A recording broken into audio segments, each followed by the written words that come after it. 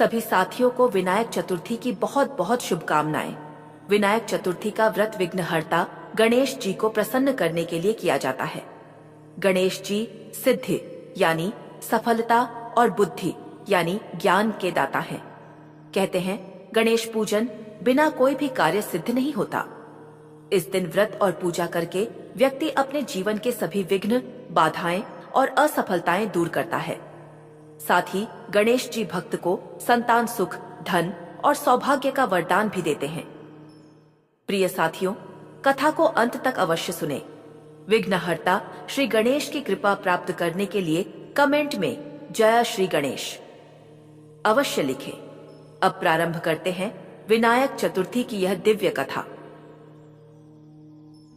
बहुत पुरानी बात है। एक नगर में जहां हर घर की सुबह शंखनाद से होती थी और शाम तुलसी के दीप से सजती थी, एक घर ऐसा था जहां प्रेम की गंगा बहती थी, पर किलकारी की ध्वनि कभी नहीं गूंजी। राजन और सुमित्रा दोनों की शादी को आज 12 वर्ष पूरे हो चुके थे। 12 वर्ष ये सिर्फ संख्या नहीं थी, ये सुमित्रा की आत्मा पर पड़े घावों का हिसाब था। राजन गांव के सबसे सीधे और नेक व्यक्ति थे, जो अपनी सुमित्रा के लिए चांद तारे भी तोड़ लाते, पर उस सूनी कोख के आगे वह खुद को बेबस पाते थे। सुमित्रा, सुमित्रा तो साक्षात करुणा की मूर्ति थी। वह घर को स्वर्ग की तरह संवारती, राजन की सेवा में लीन रहती, पर जैसे ही गांव के किसी बच्चे को हंसता या मां की गोद में खेलते देखती, उसका कलेजा फट जाता। गांव वालों की आंखें बड़ी क्रूर होती हैं। वे उस घर को शापित मानने लगे थे। राजन का साथ तो था, पर समाज ने सुमित्रा को धीरे धीरे अलग कर दिया था। अरे अरे हटोरी सुमित्रा, आज तो मंगल कार्य है, तुम क्यों आ गई? हाँ, यह तो अपशकुन है। जिसके आंचल में कभी फूल न खिला, वो हमारे घर के शिशु को आशीर्वाद कैसे दे सकती है? ये ताने, ये वचन तीर बनकर सुमित्रा के हृदय को भेदते थे। वह किसी विवाह या जन्मोत्सव में जाने से कतराती। लोग उससे दूर भागते। उसे देखकर स्त्रियां अपने बच्चों को आंचल में छिपा लेती, मानो वह कोई संक्रामक रोग हो। सुमित्रा को महसूस होता कि वह गांव के लिए अभिशाप बन गई है, एक श्राप। एक संध्या की बात है। राजन काम से थके हारे लौटे। उन्होंने देखा सुमित्रा रसोई के कोने में बैठी है, घुटनों में सिर छिपाए, और उसके कंधों की कंपन बता रही थी कि वह कितनी जोर से रो रही है। आवाज नहीं निकल रही थी, बस आहों का एक सैलाब था। राजन द्वार कर उसके पास गए। सुमित्रा, मेरी प्रिय, क्या हुआ? किसने कुछ कहा? सुमित्रा ने हिचकियों के बीच सिर उठाया। उसकी आंखें लाल सूजी हुई थीं और चेहरा आंसुओं से भीगा था। स्वामी, उसकी आवाज कांप उठी। स्वामी, मेरा अपराध क्या है? मैंने कौन से जन्म में इतना बड़ा पाप किया है कि मेरी कोख सूनी है? आज गोमती भाभी ने कहा, उन्होंने साफ साफ कहा, सुमित्रा, तुम अशुभ हो। तुम्हारे हाथ का प्रसाद भी हमारे बच्चों को नहीं देना चाहिए। राजन ने उसे सीने से लगा लिया। वह खुद भी रो पड़े। उनकी पुरुषार्थ भरी भुजाएं भी उस समय कांप रही थीं, क्योंकि वह अपनी पत्नी का कष्ट दूर नहीं कर पा रहे थे। शांत हो सुमित्रा, कौन कहता है? हम दोनों हैं ना? यह संसार झूठा है मेरी देवी, हम अपने विश्वास पर अडिग रहेंगे। नहीं स्वामी, तुम मुझे दिलासा मत दो। मैं तो सह लूंगी, पर हर रोज तुम्हारे चेहरे पर यह उदासी, तुम्हारे घर में यह खामोशी मुझसे नहीं देखी जाती। मुझे लगता है मैं तुम्हारे सुख की सबसे बड़ी शत्रु हूं। मुझे छोड़ दो स्वामी, तुम दूसरी शादी कर लो। शायद वो। चुप रहो सुमित्रा, चुप हो जाओ। ये कैसी बातें कर रही हो? मेरी पत्नी तुम हो, और अगर ईश्वर ने संतान नहीं दी तो इसमें तुम्हारा क्या दोष, मेरा क्या दोष? हम दोनों ने एक दूसरे को चुना है, किसी संतान को नहीं। यह कैसा धर्म है जो एक निसंतान स्त्री को मनुष्य भी नहीं मानता? राजन की आंखों में क्रोध और प्रेम दोनों भरे थे, पर सुमित्रा का मन शांत नहीं हुआ। रात भर उसने बस एक ही प्रार्थना की, हे ईश्वर, या तो मुझे मृत्यु दे दो या मेरे आंचल में मेरा बालक। उसकी यह कराह, यह बिलखना मानो दीवारों को चीरकर आसमान तक जाता था। वह रोज रात को अपने खाली बिस्तर की ओर देखती और सोचती, काश आज यहां कोई नन्हा हाथ मेरी उंगली थामे होता। यह भावनात्मक कष्ट उसे तिल तिल करके मार रहा था। हर पूर्णिमा, हर अमावस्या पर राजन और सुमित्रा ने देश के हर तीर्थ की यात्रा की। हिमालय की बर्फीली चोटियों से लेकर दक्षिण के गर्म मंदिरों तक उन्होंने हर देवता के सामने माथा टेका। हर साधु, हर पंडित से उपाय पूछा, पर हर जगह उन्हें निराशा ही मिली। और उन निराश आंखों में एक और गहरा आंसू झुर गया। एक बार वे एक बहुत ही दुर्गम तीर्थ यात्रा पर निकले। घने जंगल के बीच से रास्ता जाता था। थकान और निराशा ने उन्हें घेर लिया था। सुमित्रा का शरीर साथ छोड़ रहा था, पर मन में एक अज्ञात आशा की डोर थमी हुई थी। वे चलते चलते एक ऐसे स्थान पर पहुंचे जहां दूर दूर तक कोई मनुष्य नहीं था। सूरज ढल चुका था। उन्हें भय होने लगा। तभी उन्हें एक पीपल के पैर के नीचे धुएं की हल्की लकीर दिखी। वहां एक वृद्ध साधु बैठे थे। उनकी जटाएं उलझी हुई थीं, पर आंखें ऐसी शांत थीं मानो उनमें ब्रह्मांड का ज्ञान भरा हो। उनका तेज अलौकिक था। राजन और सुमित्रा ने उनके चरणों में दंडवत प्रणाम किया। साधु ने बिना कुछ पूछे धीमी गहरी आवाज में कहा, आओ वत्स, 12 वर्ष का कष्ट और समाज के तीखे ताने तुम्हारी आत्मा को जला चुके हैं। मैं जानता हूं तुम किस पीड़ा में हो। यह सुनकर सुमित्रा फूट फूट कर रो पड़ी। साधु ने अपनी कमंडल से जल लिया और सुमित्रा के माथे पर लगाया। महाराज, हमने क्या नहीं किया। व्रत, उपवास, दान, पुण्य सब व्यर्थ हो गया। क्या मेरी कोख सचमुच शापित है? सुमित्रा ने रोते हुए पूछा। साधु मुस्कुराए, एक ऐसी मुस्कान जिसमें दया और आश्वासन था। नहीं बेटी, तुम्हारी कोख शापित नहीं, बस तुम्हारी आस्था की परीक्षा ली जा रही थी। तुमने बाहरी कर्म तो बहुत किए, पर तुमने उस परम पिता को मन से नहीं पुकारा जिसने हर विघ्न को हरने का संकल्प लिया है। कौन है वह परम पिता महाराज? हमें मार्ग दिखाओ। राजन ने हाथ जोड़कर विनती की। साधु ने आकाश की ओर देखा और कहा, बेटा, अगर मन से सच्चा व्रत करोगे तो स्वयं विघ्नहर्ता तुम्हारी झोली में संतान का सुख भर देंगे। सुमित्रा के मन को शांति मिली। वर्षों बाद किसी ने इतनी निश्चितता से बात कही थी। साधु ने उन्हें समझाया, तुम विनायक चतुर्थी का व्रत करो। यह व्रत अत्यंत कठिन है, पर श्रद्धा से किया जाए तो गणेश जी तुरंत सुनते हैं।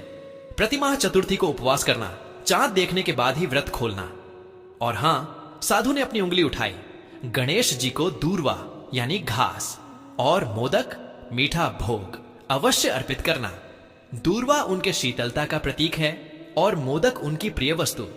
यह व्रत तुम्हारी तपस्या से ही सफल होगा, बाहरी दिखावे से नहीं। साधु ने उन्हें आशीर्वाद दिया और अपनी साधना में लीन हो गए। राजन और सुमित्रा ने उस आशीर्वाद को अपने हृदय में बांध लिया। यह सिर्फ एक उपाय नहीं था, यह उनके लिए साक्षात ईश्वर का आदेश था।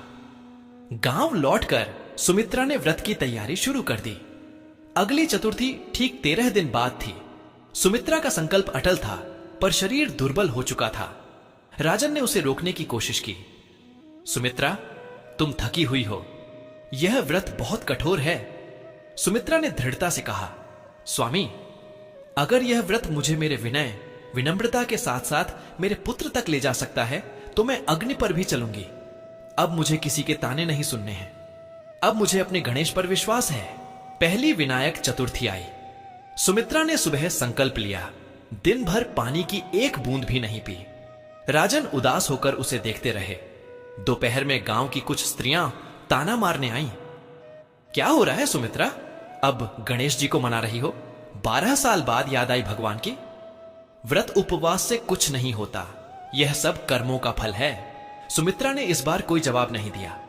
उसके कान बहरे हो गए थे, क्योंकि उसके हृदय में सिर्फ ओम गम गणपतये नमः, ओम गम गणपतये नमः, ओम गम गणपतये नमः का जाप चल रहा था। शाम को जब सुमित्रा ने अपनी रसोई में मोदक बनाने शुरू किए तो उसके हाथ कांप रहे थे। उसके मन में एक भयानक विचार आता, अगर यह भी काम ना आया तो क्या होगा? उसने आंखों में आंसू लिए। मोदक में घी और गुड़ मिलाया। हर मोदक एक प्रार्थना थी, एक मन्नत थी। रात हुई और चंद्रमा का उदय हुआ।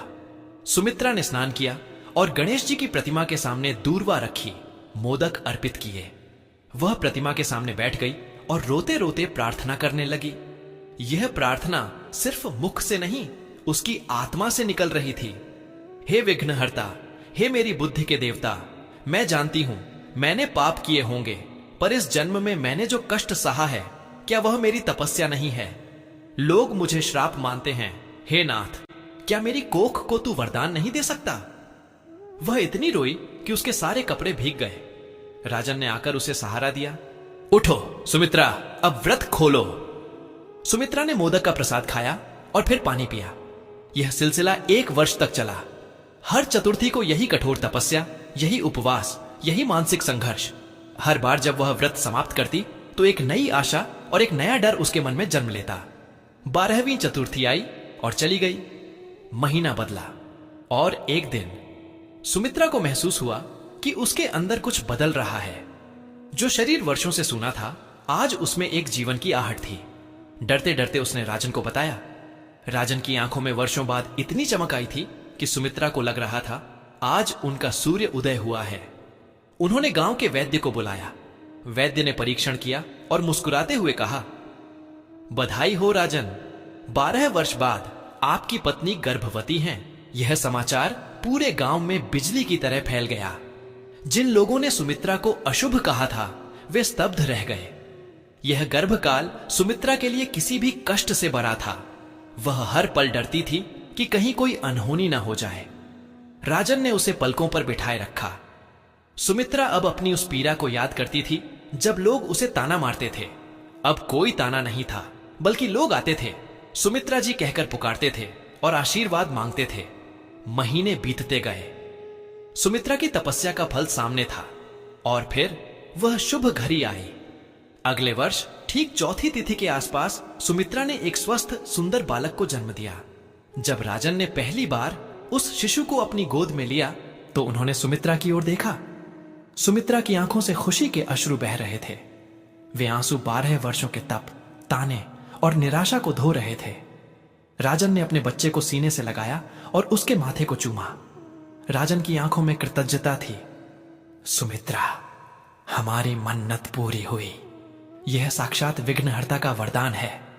हां स्वामी, आज मेरी आत्मा शांत हुई। उन्होंने साधु के वचन और गणेश जी के व्रत को याद करते हुए बालक का नाम विनय रखा, जिसका अर्थ है नम्रता या विनायक का बालक, विनय। जैसे ही यह नाम पूरे गांव में फैला, सबने एक स्वर में कहा, विनय, वह तो साक्षात गणेश जी का वरदान है। जिन लोगों ने सुमित्रा को श्राप कहा था, वे अब विनय को देखने दूर दूर से आते थे। उसकी निर्मल मुस्कान, उसकी भोली सूरत सबके दिल को जीत लेती थी। सुमित्रा अब गांव की सबसे पूजनीय माता बन गई थी। उसके आंचल में जो बालक खेलता, वह उसकी 12 वर्ष की तपस्या का फल था। जब सुमित्रा विनय को सीने से लगाती तो उसे अपने पुराने कष्टों की याद आती और उसकी आंखें भर आती थीं। लेकिन ये आंसू दर्द के नहीं, बल्कि उस अटूट विश्वास के थे जो उसने उस घनघोर अंधेरे में भी नहीं छोड़ा था। वह जानती थी, अगर जीवन में भीषण दुख और ताने न मिलते तो शायद उसकी आस्था इतनी गहरी नहीं हो पाती। उसकी हर आह, हर आंसू उसके बेटे के जन्म की सीढ़ी बनी थी। सुमित्रा ने अंततः यह सत्य जान लिया था, ईश्वर अपने भक्तों को कष्ट देते हैं, पर उसे इतना सामर्थ्य भी देते हैं कि वह उस कष्ट को पार कर सके। यदि दुख की अग्नि में तपस्या पूरी हो जाए तो वरदान स्वयं चलकर आता है। विनय के आगमन से न सिर्फ उनका घर बल्कि पूरे गांव का जीवन आलोकित हो गया और सुमित्रा, जो कभी शाप थी, वह अब वरदान की जननी बन गई थी। यह कथा सनातन सत्य का प्रमाण है कि सच्चा हृदय और निस्वार्थ भक्ति कभी व्यर्थ नहीं जाती। विघ्नहर्ता हर बाधा को हर लेते हैं। प्रिय साथियों, इस वीडियो में विनायक चतुर्थी की पावन व्रत कथा यहीं पर समापन होती है। हम कामना करते हैं कि विघ्नहर्ता की कृपा आप सभी पर बनी रहे। आपके जीवन में सदैव सुख, शांति, समृद्धि और सकारात्मक ऊर्जा का संचार होती रहे। यह विशेष दिन न केवल भक्ति भाव से भर देती है, बल्कि हमारे जीवन में एकता, प्रेम और आस्था का संदेश भी लेकर आता है। विनायक चतुर्थी की व्रत कथा को सुनने के लिए हृदय से धन्यवाद। कृपया अपने विचार और अनुभव कमेंट्स में अवश्य साझा करें और जय श्री गणेश लिखना न भूलें। आपके द्वारा किए गए कमेंट्स न केवल आपको प्रेरित करेंगे, बल्कि अन्य दर्शकों के लिए भी भक्ति और श्रद्धा का स्रोत बनेंगे। जय विघ्नहर्ता श्री गणेश।